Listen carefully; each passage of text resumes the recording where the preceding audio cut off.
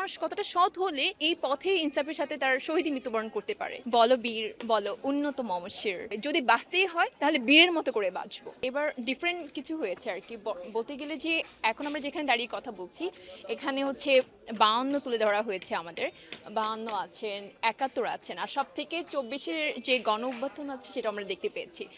আর যদি অলমোস্ট যেটা আমার সব থেকে যেটা মানে আমার হৃদয়ে লেগেছে সেটা হচ্ছে যে আমাদের হাদি ভাই এখানে আছে। তো শহীদ হাদি ভাইকে দেখে এখানে এটা আমার এত এত গণমাধ্যমের এত এত মানুষকে দেখেছি, এত মানে আমি যদিও কোনো দল করি না, আমি আমার অ্যাজ আ পার্সোনাল লাইফ থেকে বলবো, আমি যদি কোনো পার্সনের জন্য যদি মন থেকে যদি ভালোবাসা থাকে বা আমার মশন থাকে, তো আমি ওনার জন্য কেন জানি আমার একটা ফিল আসে যে এই পর্যন্ত যে হাদি ভাইয়ের মৃত্যুর পর থেকে ওনার এখন পর্যন্ত যদিও ওনার খুনিদের খুঁজে বের করা হয়নি, আমরা চাই যে যত দ্রুত সম্ভব যে যে কোনো ওয়েতেই হোক, যে কোনো উপায়ে হোক, রাজপথে যদি আমাদেরকে আবার মিছিল করতে হয়, আবার বের হতে হয়, তারপর আমরা রাজি আছি। তবে এটা অবশ্যই বিচার দ্রুত করা সম্ভব, বা আমরা মনে করি যে আমাদের সবাই যদি আমরা একত্রিত হই তাহলে অবশ্যই দ্রুত করা সম্ভব হবে।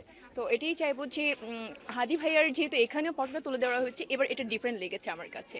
এত কিছুর পরেও একজন, আমি আমি একজন মেয়ে, ওই জায়গাটা যে কতটা মানে ফিল করায়, তাহলে মানে এই জায়গাটা আমার আরও মনে হয় যে আরও তীব্র করে তোলায় যে না, অবশ্যই যে মানুষগুলো ইনসাফের সাথে লড়াই করছে, বলতে গেলে ওনার ফ্যামিলি পুরোটাই সবাই ইনসাফের সাথে লড়াই করছে এখন পর্যন্ত।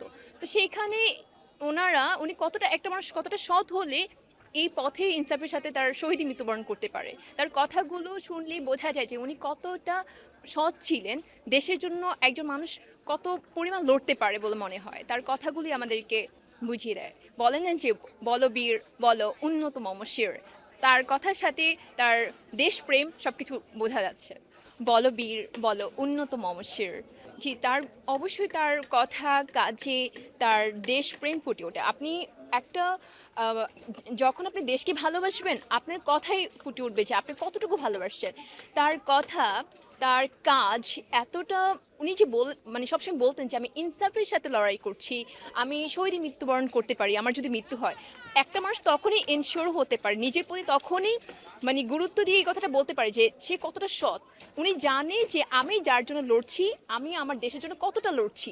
উনি ওনার ভিতর থেকে ফিল করতো যে আমি কোনো অন্যায়ের সাথে লড়ছি না, আমি অন্যায়ের বিরুদ্ধে কাজ করছি, আমি কোনো ধরনের দুর্নীতির সাথে জড়িত না। এই জন্য উনি সবসময় বলতেন যে উনি কতটুকু রাইট উনি নিজে থেকে ফিল করতেন, যার জন্য উনি সবসময় বলতেন যে আমি যখন মৃত্যুবরণ করব আমি শহীদের সাথে মৃত্যুবরণ করব, আমি ইনসাফের সাথে লড়াই করছি। এটা হচ্ছে যার মানে আপনি যখন একটা দেশকে ভালোবাসবেন আপনি বুঝতেই পারবেন। সবাই বলে যে আমি দেশকে ভালোবাসি, তবে দেশকে ভালোবাসার সাথে ডিফারেন্ট আছে। আপনি আসলে কতটুকু দেশকে উন্নতি করতে চান, দেশের মানুষকে কতটা উন্নত পথে নিতে চান, সেটা আপনার উপর ডিপেন্ড করবে। তো আমরা ভাইয়ের কাছ থেকে এতটুকুই শিখেছি যে যদি আপনি দেশকে ভালোই বাসেন, যদি লড়াই করতে হয় ইনসাফের সাথে লড়াই করতে হবে, যদি বাঁচতেই হয় তাহলে বীরের মতো করে বাঁচবো।